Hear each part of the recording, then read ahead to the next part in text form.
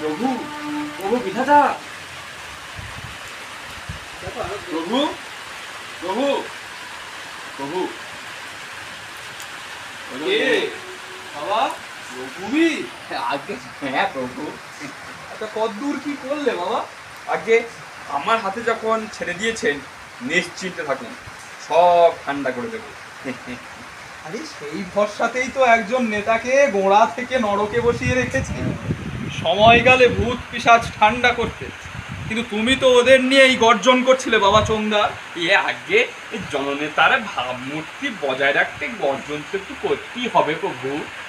তুমি বলেছো আমার নাকি জিভ ছিঁড়ে নেবে। আরে না প্রভু, না না না, ওসব না বললে ওরা আমাকে বিশ্বাস করবে কেন?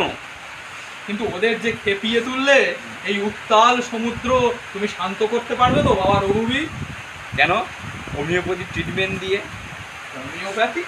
প্রভু সর্বজ্ঞ, কিন্তু এটা জানেন না, নেতাদের কাছেই কাজই হচ্ছে হোমিওপ্যাথি ট্রিটমেন্টের মতো। হোমিওপ্যাথি আগে রোগ বাড়িয়ে পরে কমায়, আমরা নেতারাও তেমনি, আগে চড়িয়ে দিয়ে পরে নামায়, মানে গাছে উঠে মই কেড়ে নিয়ে আর কি। নাও তো এই বন্দিনীকে খালাস করে দাও। হ্যাঁ,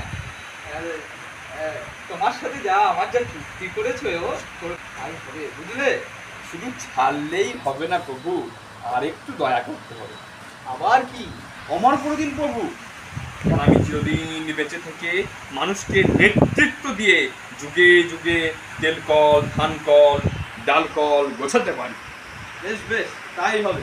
আমার বরে গেঁড়া কলে তুমি সকলকে ছাড়িয়ে যাবে বাবা রঘুবীর।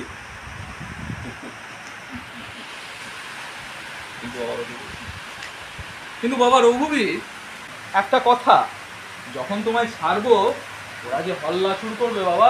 ওটা আমার উপর ছেড়ে দিন প্রভু, এমন একখানা চুকলি ছাড়বো না, এক চুকলিতেই সব কাঠ।